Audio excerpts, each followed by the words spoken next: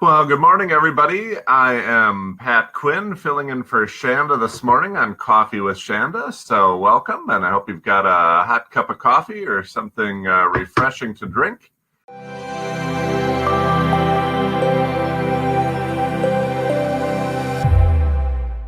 And that you are enjoying your morning this morning. I'm coming to you from just outside of San Francisco, California. And if you're not familiar with me, I am both a professional speaker and a presentation coach. And now, I didn't actually get my start as a professional speaker. I actually got my start as a professional magician. And so I worked for 10 years in magic, doing professional magic. After that time, I realized I needed to get a real job, so I became a public school teacher. And I taught for 10 years. And during that time, I picked up an advanced degree in how adults learn. And so I really bring two things to the table when I'm working with a speaker. I bring a little bit of stagecraft from my years in magic. And I also bring a real understanding of how the audience absorbs and listens to your information. So I'm thrilled that you're here this morning. I appreciate the opportunity that Shanda is giving us to spend some time together. Thank you for joining us this morning. Most of my work, and I've been fortunate enough over the last 10 years to spend time working with amazing speakers, New York Times best-selling authors, a number of Olympians, and a number of pastors that you see on television every Sunday morning. But most of the people that I work with are not professional speakers. Most of the people that I work with are actually business owners, people who are trying to attract clients through speaking, whether that's speaking on a webinar, speaking across the table at Starbucks, or speaking on a stage, or being interviewed on a podcast.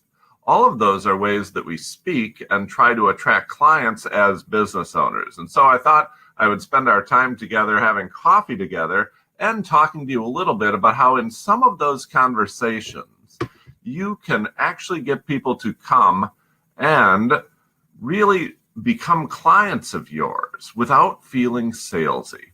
Every speaker and every business owner that I work with hates that moment in your presentation when you have to kind of pivot from helping a client to getting the client to hear your offer and accept your offer. And if you hate that moment, if you think that moment is the uncomfortable part of any conversation or any presentation, you're going to love our time together this morning, because our time together this morning is going to be spent talking about how we can make that conversation, whether you're on stage, on a webinar, on a podcast, or across the table from somebody having coffee in the morning, how you can make that conversation very natural and sell to that person the very best offer that you have so you can change their life without feeling salesy in the process. So good morning to everybody. I'm thrilled that you're here. I'm glad that you're taking the time to join us, and I just want to say good morning from just outside of San Francisco, California, where I'm lucky enough to be waking up this morning and spending some time today. And so today, in the next 15 minutes or so, I'd like to share with you the 5 things that you can do in any presentation, on stage, on a webinar, on a podcast, or a simple conversation. 5 things that you can do to get people to hear your offer and accept your offer, so that absolutely every time they hear the full offer and they will start to buy it. So if that's something that you're interested in, feeling a little less salesy and closing a few more sales, converting a few more prospects into clients, you have come to the right place. Very glad that you're here today. Now, the very first thing I want to share with you, and by the way, if you have questions, there's a place to ask questions. Feel free to ask any questions that you have, and I'll be taking some questions at the end as well. Very first thing you have to do if you are going to not feel salesy is to not save your offer until the end of your presentation. So many people have learned that for the first 30 minutes of your presentation, you should just deliver content. And when you get to the end of your presentation, you should have this awkward pivot where you kind of say, well, enough talking about you, let's talk about how you can help me. And if that's how your presentation or your webinar is structured, there's a reason that it feels a little bit salesy. Instead, what I would like you to do is to use a technique we call embedding. Some people call it seeding. I call it embedding because we are going to embed your offer into the content portion of your presentation. And the reason we're going to do this is because the human mind is really good at one thing. One thing the human mind is really good at is classifying or categorizing information. We can tell a story from important information we're supposed to take notes on. We don't listen so close in the story, but when we're hearing content information, we like to write it down, listen more carefully. Well, one thing we can identify really quickly is sales. And when we start to hear sales, our mind listens different than it does when we're listening to content. When we're hearing content, we listen closely, we believe what the speaker is saying, and we often take notes on it. When we recognize that the speaker is selling, we don't listen as closely, we don't believe everything we're hearing, we're raising our own objections, and we're often very skeptical. This is why it's so important for you to embed what you are going to offer into the middle of your presentation. And so let's say at the end of your presentation, you're going to offer a coaching program. Well, what I want you to do is early in your presentation, when you're teaching your content, when you're teaching the information you're going to teach your audience, embed examples of the coaching program. So instead of giving an example, give an example like this. Now, Mary is one of the people who's in our 6-week coaching program. And Mary asked me a question the other day, and here's the answer I gave her. Content, content, content, content. The ratio is really important. I want 5 seconds of how you met Mary to 5 minutes of content. And how you met Mary is always in your coaching program. If you do that a couple of times during the content portion of your presentation, when you get to the end of your presentation, you're not going to have to sell them on it.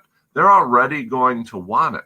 They might not know why they want it, but they're absolutely going to want it because they have already heard what it's about. 2 things will happen when you do this.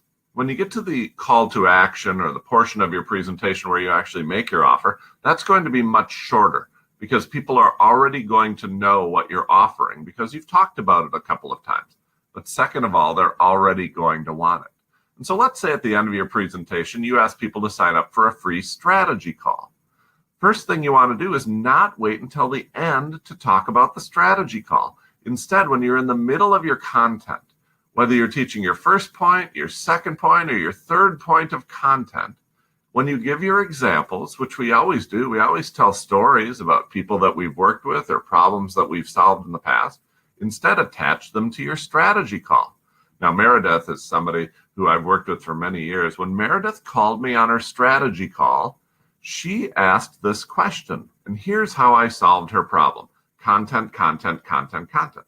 Now people are attaching all of this great content, not just to you, but to the specific act of signing up for a strategy call. And at the end of that presentation, they are going to want to sign up for a strategy call. And so the first thing you have to do is not wait to expose your offer or to sell at the end of your presentation. Embed examples of your offer, whether that's a coaching program, an online course, or a free strategy call. Embed that into the content portion of your presentation, and people will listen with completely different ears. The second strategy that I want you to build into your presentation is during the course of your presentation, I want you to refer to yourself in conversation by first name. Now, here's how this sounds. Many people come to me and they say, Pat, what's the most important thing to include in any presentation?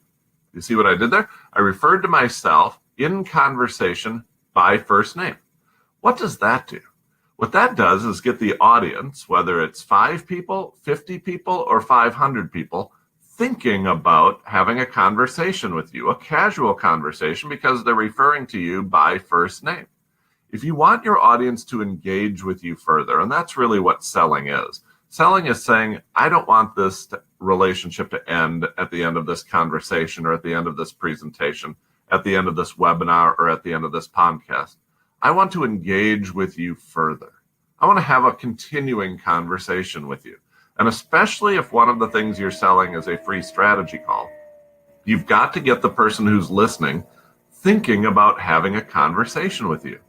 And so in the middle of your presentation, make sure you refer to yourself by your first name in conversation and just say, somebody came up to me the other day and said, Pat, what do I do about this? Or Pat, what's the most important way to end a presentation? How should I end my presentation? So when I'm working with speakers, one of the things that we always do when we're building their presentations or putting their webinars together from scratch is to have them refer to themselves by first name. You know, nobody really does this better than Joel Osteen. Joel Osteen is the pastor of a church with 40,000 members. So he's always standing up in front of 10 or 15,000 people speaking. But every time he does this technique. He'll say in the middle of any message, "Oh, I was out in the back of church the other day and somebody walked up to me and said, 'Joel, what do you think about this?'" Now, I've been there after his church service, and I've seen the people line up to talk to him. And when they talk to him after church, you know what they do? They walk up to him and they say, "Joel." They don't say Pastor Osteen or Mr. Osteen. Even though he's on this big stage with all these spotlights, they begin the conversation very casually. And so the reason they do that is because he's got them picturing that. He's got them picturing having casual conversation with them. And you can do that same thing in your presentations, in your webinars, or your podcast, simply by referring to yourself by your first name in conversation. Now, let me teach you a third technique that's really going to help you get people to buy your offer or accept your free offer at the end of your presentation. And that is early in your presentation to ask a single shoot question. A single shoot question is, are you an adventurous person? I didn't give you any option. I just asked, are you this? Are you the type of person who likes to solve problems? Are you the type of person who likes to take action? Don't do all of these. Do one of these. Choose one of these. Are you the type of person who likes to help other people? And what the research shows is that when you ask people a single shoot question, a question that really only has one option, people will, because of something called confirmation bias, people will go back into their own memories and they will find one example of it being true. And so I'm actually not a very adventurous person, but if you would ask me a single shoot question, "Pat, are you an adventurous person?" I would actually not go find a bunch of counter examples because there wasn't another option. I would go into my mind and find one time, maybe in third grade when I was adventurous. So I could say, yeah, that one time in third grade, I was pretty adventurous. I think I'm an adventurous person. And so you start by asking a single shoot question. Are you the type of person that likes to help other people? And now, right now, everybody in their mind is going through and thinking of one time. Confirmation bias does this. Even if you don't help people very often, confirmation bias is making you answer this question yes, because you're going through it. If you can find one example of being a person who helps other people, you're going to be nodding and answering that question yes in your mind. Now, later in my presentation, I'm going to ask a consistency question. That sounds like this. If you're the type of person who likes to help other people, my program is just for you. And so, are you the type of person who likes to help other people was the opening single shoot question. I got you answering yes to that through a phenomena called confirmation bias. I really don't have to do anything. Everybody wants to answer yes to that question. Then later in the presentation, I give you an opportunity to remain consistent. And everybody likes to be consistent. If you told me early in the presentation that you're the type of person who likes to help other people, you can't tell me later in the presentation that you're not the type of person who does that. I can use that to my advantage by saying, if you're the type of person who likes to help other people, my 6-week coaching program is just for you. Now, you have to put yourself in that category. Now, this program is only for people who like to help other people. I only have to do it once in the beginning and once sometime near my offer to make sure that you know that people who are helping other people, in this case, are the type of people who sign up for my program, are the very people who should sign up for my program. And if you like to help other people, you would sign up for this program. Now I'm really making you say, am I a consistent person or not? Do I remain congruent to a statement that I said earlier in my presentation? This works with, I work with a lot of speakers who are raising funds for different organizations. And early in the presentation, they ask, are you a person who's generous when you find a cause that you really believe in? And then later in their presentation, they ask people, if you're the type of person who, when you find a cause that you really believe in, you're willing to be generous with that cause, now is the time to pull out your checkbooks and make a donation. And because they answered that question yes in the beginning, and everybody does because of confirmation bias, they have to remain congruent. They have to remain consistent at the end of their presentation. And so that's a 2-step technique. Early in your presentation, ask them a single shoot question. It should be aligned with your offer. So if you've got a health offer, it should be, are you the type of person who likes to relieve other people from pain? Or are you the type of person who likes to help other people when they have problems? If it's a financial offer, are you the type of person who likes to help other people achieve and be successful? And then later in your presentation, you ask them a consistency question, and you allow them to remain consistent with what they said in the beginning. And so if you're the type of person who likes to help other people be successful, now is the time to sign up for this program. Now is the time to sign up for my free strategy call, whatever it is that you're offering. And everybody will want to remain consistent. So that's a double technique called a single shoot question followed by a consistency question, and it works amazingly well. That was first researched by a person called Robert Cialdini, Cialdini, and he wrote a book called Persuasion, which is an absolutely brilliant book for anybody who wants to help people move in the right direction and improve their lives. You know, one of the hardest parts for many people in their presentation is the transition from your content into your offer. And one technique that I want to offer you is what we call a grassroots transition. A grassroots transition allows you to move from your content into your offer using grassroots. Grassroots sounds like this. You know, one of the most common questions I get is, Pat, do you work with other people? Do you work with speakers one-on-one in a coaching situation? And the answer to that question is actually yes. Now, do you see what I did there? I didn't stop my presentation and say, this is the end of my presentation. Now I'm going to start to sell you something. Instead, I used a grassroots transition, which is to make it seem like I didn't really even want to talk about this. But many people ask me, Pat, do you work with speakers in a coaching situation? And so the grassroots way of doing this is a way for you to not seem like a salesperson, but to seem like a servant. And so there's 2 ways to do this. One way is to say, many people ask me, and then give it. One way is to say, one of the most common questions I get is, you know, do you have a coaching program? Can I work with you further? Do you work one-on-one with clients? How do I get more questions answered? Whatever it is that leads right into your offer. If you are giving a longer presentation where there's a break in the presentation, you can do it after that too and come out of the break and say, you know, during the break, somebody came up to me and asked me, Pat, do you work with individual speakers? And the answer is yes. We have a 2-day workshop just for that. So normally I don't have a break. Normally I'm just on a podcast and I'm being interviewed on a podcast. Sometimes I'm doing one of my webinars, and I'm doing this when I want to transition in the webinar from my content to my offer. And the simplest, easiest way to transition is simply to do it grassroots. Grassroots is to say, you know, one of the most common questions I get is, Pat, do you work with us after this webinar? How can we work with you after this webinar? Or do you work with individual speakers? Or is there a way we can work with you further? And the answer is yes. I have a 2-day workshop in Milwaukee that you can work, and then you go right into your offer. And so that's the easiest and best way to transition into your offer is with a grassroots transition. I'm going to give you one last technique, and then if you have any questions, you can put them over there in the question box, and I'd be happy to answer any questions that you have in the time that we have together. If we don't get to your questions this morning, you can always email me. My email address is Pat, P-A-T, very simple, at Advance Your Reach. And I can put that in the comment box too, I think. AdvanceYourReach.com. Pat at AdvanceYourReach.com. First, my last technique, which is a linear path to learning. A linear path to learning is a statement that you make as you get close to your offer or in the middle of your offer that shows that your offer is for everyone.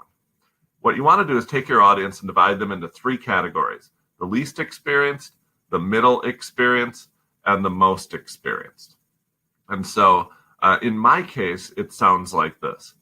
Whether you have never spoken on stage before, whether you've spoken a few times on stage and you know that you need to get better, or whether you've given hundreds of presentations and you just want to increase the conversion rate of your presentation, my 2-day workshop in Milwaukee is just for you. And so what happens is that many people in the audience, whether it's a webinar or whether it's a podcast, or whether it's a live presentation, people will make their own excuses about why the offer isn't for them. And what you need to do, it is the role of the speaker, the role of the expert, the role of you, to actually let them know that the offer is for them. And so when you divide your audience into 3 groups and say, whether you're here, here, or here, this offer is for you, that lets everybody know that this offer is just for them. And so if you're in one way to do this is how many solutions you've looked at. So let's say you have a weight loss offer. And one thing you might want to say to your audience is, whether you've never been on a diet before, whether you've tried a few diets and they just haven't stuck, or whether you've tried every diet, every website, every supplement in the world, my offer is for you. And so you've broken your audience up into 3 different groups, and you've gone from one end to the other end and said, this is for you. When you do this, this is absolutely the best way to get everybody in the room, everybody listening to a webinar, everybody listening to a podcast, or everybody watching you on stage to realize this is for me. Because if you don't do this, people are going to make their own excuses. People are going to say, oh, he probably only works with people who are more experienced than me, or he's probably just for beginning speakers. When you do this, everybody in the room knows that this offer is for you. And so make sure you include a linear path to learning in your presentation. And that's really going to make a big difference in the number of people who take advantage of your offer.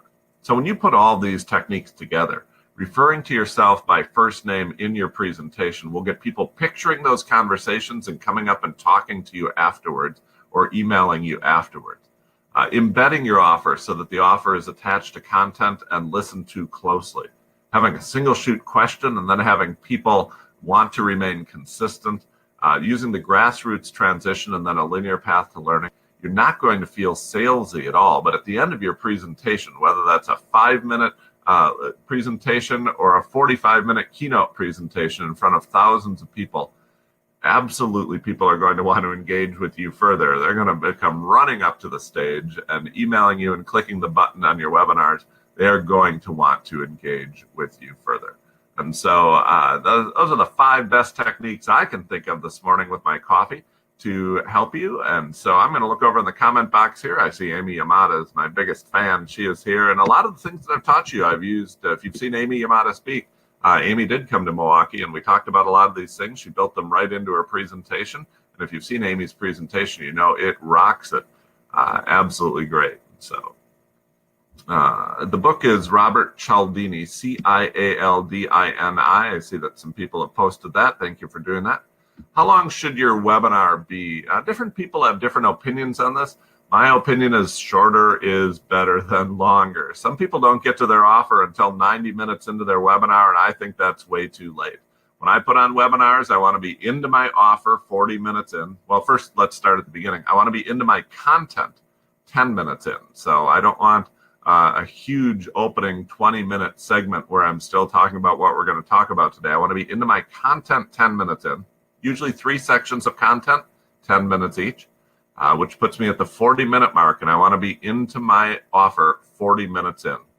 That puts me out of my offer 50 minutes in, and I can do 10 minutes of Q&A and wrap the whole thing up. Now, if there's tons of questions and the audience is super engaged, you can go longer than 60 minutes, but I want you to be into your offer 40 minutes in, and the offer shouldn't take more than 10 minutes. So you want to be out of your offer by 50 minutes in and into Q&A. Always do your offer before question and answer. That way, when you get to question and answer, people can ask questions about your content, or they can ask questions about your offer, which is really engaging and really will help more people participate in the offer as well. All right, I see I am already used up all of my time this morning. And so I want to thank you for joining us today. And I can stick around and answer just a couple more questions. What if we just get done? Ooh, great question by Catherine. Thank you, Catherine. What if you are just getting started and you don't have testimonials or examples of client successes to refer to? And so most of you have helped people one-on-one, even if you don't have a lot of clients. Now, they don't have to be paid clients. They can be people that you have helped or people that you have had conversations with. And so let's say I've never helped anybody in a paid situation, but you are starting a new 12-week coaching program. Okay. So what you want to say for embedding there is to say, you know, I was working with someone the other day. This could be your next door neighbor. This could be your sister. And she asked this question, and this is what I taught her. Or if you actually have never had a conversation with anybody about this, you can just say one question that many people have is, how do I lose that first 5 pounds? And here's my first solution. Content, content, content, content. Then at the end of that content, you say, that's just the sort of thing that I teach you in our 12-week coaching program. And so in the beginning, you started kind of grassroots. One question many people have is this, then content, content, content, content. And then at the end, that's just the sort of thing that I do in our 12-week coaching program. Question from Lena, do you recommend you do the webinar with slides or just talking directly into the camera? And I like a mix. I want the audience to be able to see you so that they can connect with you and want to have a conversation with you and picture having a conversation with you. But slides are also necessary in a webinar to keep people engaged. We look for 3 times as many slides in our webinars as we would in our live presentations that we would give from stage. And so many more slides in a webinar, but I also like them to be able to see you. So a great mix is to start with you on camera. And then when you get into a little bit of your content, you can kind of transition over and show some slides. And then I always like to finish with me on camera as well, because at the end, you really want them picturing, engaging with you further. So if you have other questions that we didn't get to this morning, you can email me at pat@advanceyourreach.com. And so I would love to engage with you further, and I'd be happy to answer any questions that you have at pat@advanceyourreach.com. Until the next time we have an opportunity to be together, thanks to Shanda for giving me an opportunity to have coffee with you this morning. And I will be able to answer more questions via email, and I look forward to working with you further. I'm Pat Quinn. You can email me at pat@advanceyourreach.com. Thanks for joining us this morning. It's been a great time, and hope you've enjoyed your coffee and our presentation this morning. Thanks for being on. We'll talk to you again next time.